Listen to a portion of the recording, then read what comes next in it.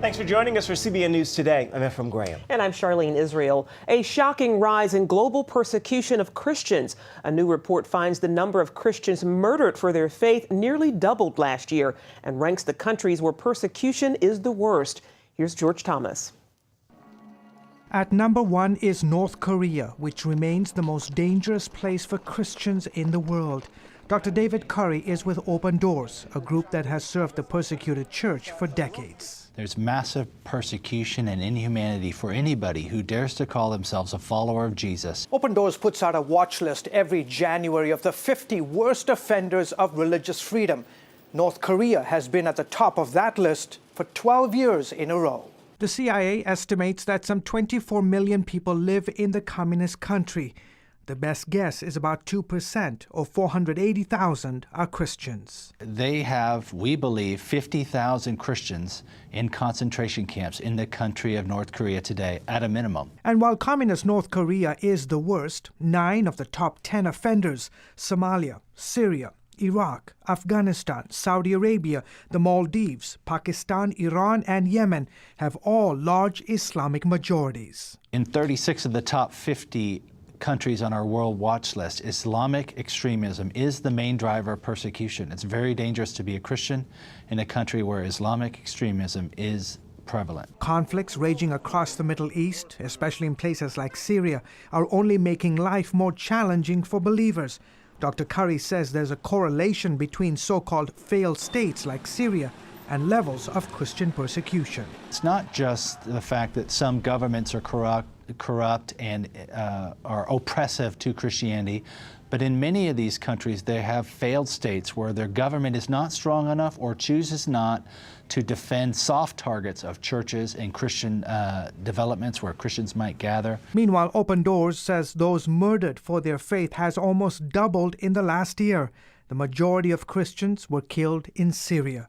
The ministry is urging Christians to pray for persecuted believers worldwide. We believe that the World Watch List is a wake-up call to the Christian church, to our culture, to what's going on to Christians around the world, that we are being persecuted, that we're being imprisoned, and in some cases martyred for our faith. George Thomas, CBN News. Former NBA star Dennis Rodman says he is sorry for his comments implying North Korea had just cause to imprison American missionary Kenneth Bae.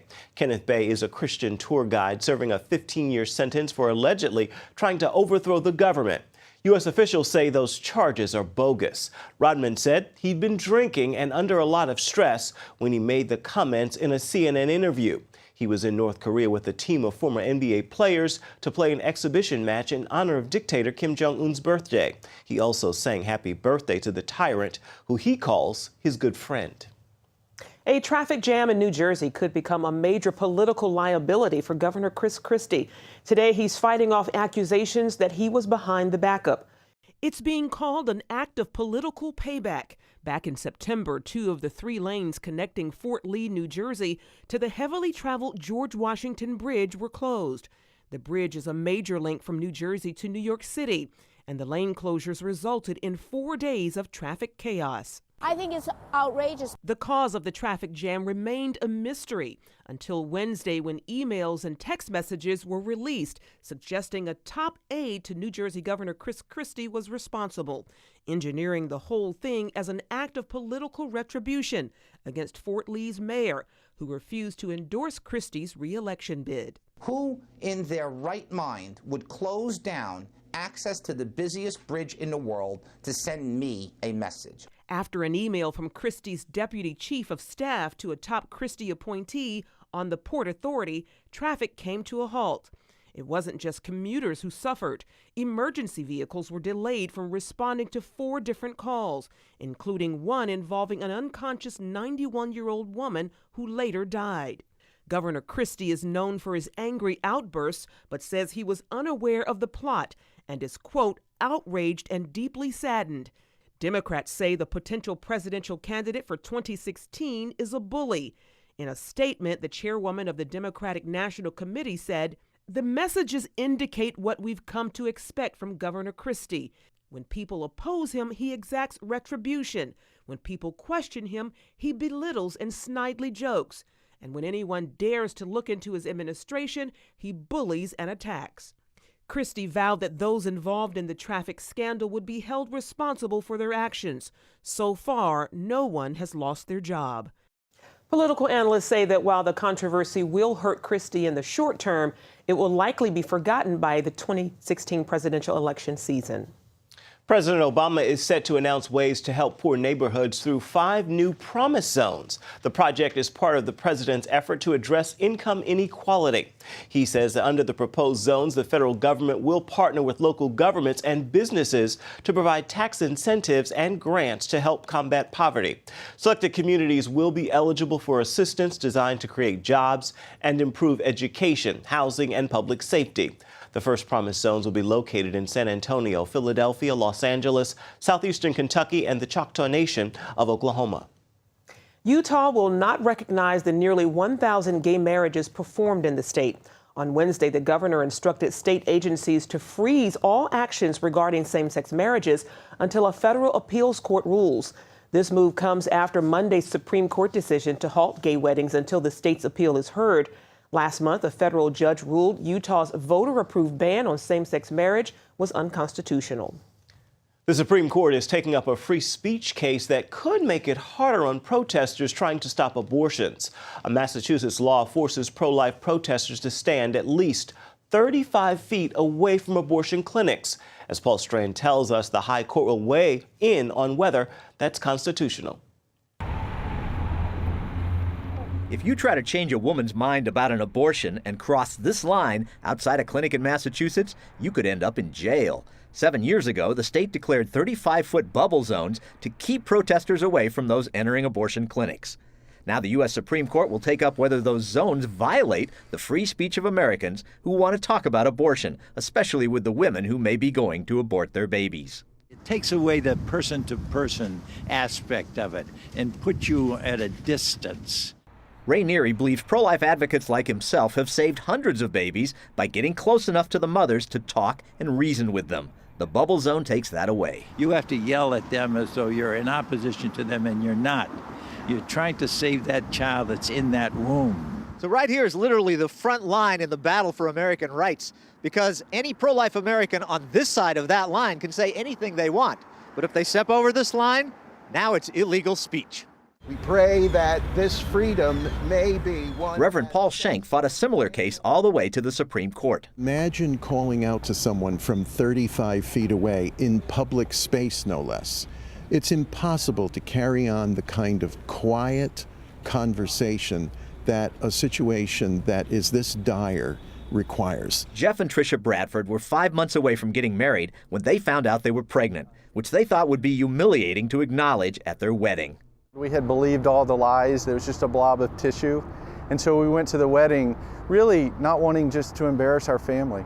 They hid the killing for 15 years, but now share about it openly. They say they believe someone intervening would have changed their mind about the abortion. If somebody would have stayed with us, would have stood in the gap, I believe we would have a 20-year-old little girl here today. Evidence proves a heart-to-heart talk can really make the difference. Marylander Linda Rubus felt God prompt her to call her daughter one night, and Linda discovered her daughter was at an abortion clinic. I said, honey, God doesn't make mistakes. I said, you need to save this child. You need to save this baby. It'll be a blessing. Linda's daughter saved her own child and more. She left there. But before she left, she spoke to 2 other girls there about saving their babies, too. And science now gives pro-lifers factual information to share what a complex human life is growing within the pregnant woman's body. Linda Potoshnik is another Maryland pro-lifer. The little baby at 6 weeks has 1 billion cells, for heaven's sakes, and more information within his little body. His DNA has more information than any word ever spoken, every word ever spoken by every human being who's ever lived since the beginning of time. Meanwhile, the fight goes on in Massachusetts to put a needle in the 35-foot bubble zone law. I've always said that a woman does not have an abortion because she's pro-choice. She has the abortion because she feels she has no choice. And what the sidewalk counselor is doing is making that last effort to reach out to her in kindness and love and offer her the support she needs to give her child life. Well, you can't do that from 35 feet away. Paul Strand, CBN News, Boston. A group of Satanists is moving forward with a proposal to place a monument to Satan on the Oklahoma State House steps, and they've released a rendering of what it might look like. The 7-foot statue depicts a goat-headed horned figure, seen here. A New York group based called the Satanic Temple formally submitted their application to build the statue. The Satanic Temple says the decision to display a Ten Commandments monument at the State House opens the door for other monuments. Conservative leaders in Oklahoma believe the request will be denied. Los Angeles County, California has approved putting a cross back on its official seal. The cross was removed 10 years ago after the American Civil Liberties Union threatened to sue. Now, 2 county supervisors want the cross put back to make the depiction of the San Gabriel mission artistically as well as architecturally accurate. Several residents spoke in favor of the move during a board meeting this week. The ACLU says a religious symbol on a county seal is unconstitutional and the county should expect lawsuits. Coming up, deadly upheaval in South Sudan, how Christian missionaries are coping with the ongoing crisis. Peace talks in South Sudan have stalled again, this time over the release of political prisoners. The rebel leader, South Sudan's former vice president, is demanding 11 high-level rebels be set free. Several dozen people held a peace march in the capital on Wednesday, and Uganda has sent 1,200 troops to help secure places like the airport and the State House. Violence broke out in South Sudan in mid-December over a political dispute. However, the fighting is becoming more about ethnicity than politics, forcing over 200,000 South Sudanese to flee their homes. The U.S. has evacuated most embassy personnel, and many Western missionaries have also left the country. Freddie Power is founder of Keeping Hope Alive, a Charlotte, North Carolina-based ministry that runs an orphanage in South Sudan. She joins us now by Skype to tell us more about the situation there and how it's affecting the ministry. Freddie, the American couple that ran the orphanage had to flee the country. Tell us how that all came about. They were in their orphanage on Christmas Eve and bullets started flying. They took over the airport and they came right to their orphanage. And then they just started shooting at people at random. And they tried to escape once with the children to the UN, and they were successful in getting out. The orphans did survive. Yes, they did survive. They got them in the UN without food, and so it's just been a miracle to watch how God has provided food for them. Wow. So what are the needs right now? I heard you mention food. What are the needs? We need, as soon as they cease fire, we need a plane to go in and take them supplies. That's what we need. We need food and supplies to go into the orphanage. What would you like viewers to do in terms of how they can help in terms of getting the word out? What can we do? They can start by calling the senators and congressmen in the United States so that they can get the word out that we need help. Now, you were on the ground in South Sudan just a few months ago. What can you tell us about the situation there? What did you see? Well, Juba was progressing pretty fast as a new nation. They've only been a new nation 2 years. And then when I got to Malakal, only one plane came in a day, like one plane, really, a couple of times a week. And when I got to Malakal, it was like a village. And it's just poverty. It's just really just mostly poverty because they've been in a war for 50 years. Wow. Real quickly, I know that you were there, met the children. Tell us about them. Oh, they're amazing. And they've already survived a war. All their parents were killed in the war. So that's why they're orphans now. And they survived a war, and then they're going through this, which is really hard. But they're fun kids. They love to dance. They love to sing. They're learning English. I could communicate with them. They're amazing kids. And you're amazing as well. Freddie Power, thank you so much for your time. Keeping Hope Alive Ministries will continue to follow your story. Thank you so much for getting it out there. We appreciate it. Up next, meet a man who lost 180 pounds in 1 year and has kept it off for a decade. How his surprising diet can help you drop pounds while lowering your cholesterol and blood pressure. You're about to meet a man who lost 180 pounds in just 1 year, and he did it with a diet most doctors don't approve of, a diet full of fatty foods. But Jimmy Moore has kept the weight off for 10 years. Lori Johnson shows us why this diet works and why doctors are changing their minds about it. Jimmy Moore grew up an overweight child, putting on even more pounds in college. After marrying, he ballooned to 410 pounds, eating 2 boxes of Little Debbie snack cakes and drinking 16 Cokes a day. I was wearing size 62-inch waist pants. I was wearing 5 XL shirts. I was on 3 prescription medications for high cholesterol, high blood pressure, breathing problems. I was a mess. His wife prayed for a miracle. Once I gave it to God, I said, He's in your hands. Sorry. That's when everything became okay. I was scared because I didn't want to be without him. And I loved him so much.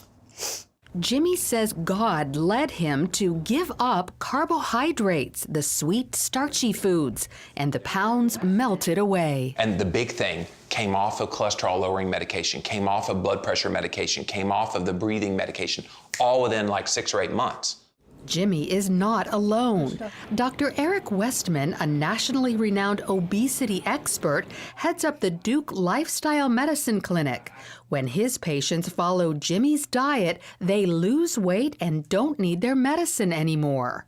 Here at Duke, we use mainly the low-carbohydrate ketogenic diet to treat diabetes and obesity, and all the other problems that come with obesity. Hypertension gets better, heartburn gets better, fatty liver, the list goes on and on. Dr. Westman recommends keeping carbs down to about 20 grams a day. That's not much. This cupcake is already too high. It has 26. But don't just think desserts. Carbohydrates include whole grains and fruit. This piece of bread has 20 grams. This banana, 27. So I separate out fruits and vegetables. I'll never say them in the same sentence.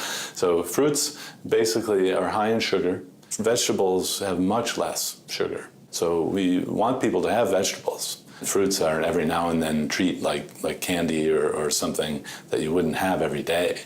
The key to giving up carbohydrates is replacing them with some protein and a lot of fat.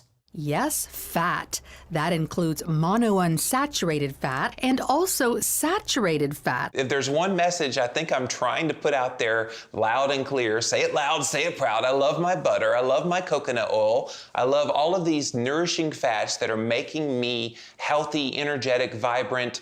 I'm sitting here today, the healthy man, because of those fats. Many doctors and even the government tell us to avoid saturated fat because they say it causes heart disease. But Dr. Westman joins a growing number of physicians who say saturated fat is good for you. I tell my patients not to fear the fat, eat lots of fat. Fat makes you feel full. There's no problem with fat. In fact, saturated fat, the fat that we've been taught not to eat, raises your good cholesterol best of all the food you can eat. In their new book, Cholesterol Clarity, Dr. Westman and Jimmy Moore explain why we need to rethink what we've learned about fat and carbs, pointing to new scientific evidence showing inflammation as the main cause of heart disease and other problems. It comes from eating too many carbohydrates, not high cholesterol. The book goes further, explaining that some cholesterol can be good for you. HDL cholesterol is good, as well as some LDL, but only the large, fluffy particles. Small, dense LDL particles do lead to heart disease. They come from eating an inflammatory diet loaded with not saturated fat, but carbohydrates. So for a smaller belly and a stronger heart, Jimmy embraced the fat and quit the carbs. I had a heart scan score. We talk about all this in the book. A heart scan where they just do a CT of your heart to see if there's any calcified plaque in there. 0, none, 85% fat in my diet, and no clogged arteries. A low-carbohydrate, high-fat diet is controversial among doctors and goes against conventional wisdom. But a growing number of doctors say success stories like Jimmy's are making them take a closer look at how a low-carb, high-fat diet might help their obese patients. All those years that I was dealing with the obesity, I knew God was hearing my prayer and that someday Wasn't going to be necessarily in Jimmy Moore's timing, but in someday I was going to find the answer that was right for me, and I have. And now I'm trying to spread that to other people and be an encouragement to them. Lori Johnson, CBN News. He looks amazing, Ephraim. Load Eat up on fat. the fat. There yeah. you go. Wow. Little change Debbie some cakes, here you mindsets come. there. Yeah. I don't think that'll work, but I'll try. Stay with us. We're coming right back. Get the little... Doctors at Duke University say it was definitely a first, man's best friend accompanying one of their patients into surgery. That is right. 7-year-old Kaylin needed an operation for a kidney infection, but she has a disease that causes life-threatening reactions to everyday things. She's especially sensitive to anesthesia. Thankfully, Kaylin has a secret weapon, her dog, JJ. The terrier saves her life every day by protecting her from allergy attacks. During surgery, the doctors relied on JJ's gift for literally sniffing out trouble. What are you going to dream about? The procedure went great, and JJ gave us a few little warning signs that maybe something might have been started, but then calmed down very quickly. You know, this dog is a miracle to us every day. JJ was abandoned at 5 weeks old, but a trainer took her in. Because of JJ, Kaylin gets to live a relatively normal life with her protector by her side, even at school. Oh, such a cutie. Oh, Man. he's adorable. Oh, beautiful to see. So Beautiful precious. Yeah. Precious. Well, that's going to do it for now on CBN News Today. You can find more of our exclusive coverage of the issues you care most about at cbnnews.com. And tell us what you think about the stories you've seen here today. You can do it on Facebook or at CBN News on Twitter. Have a great Thursday.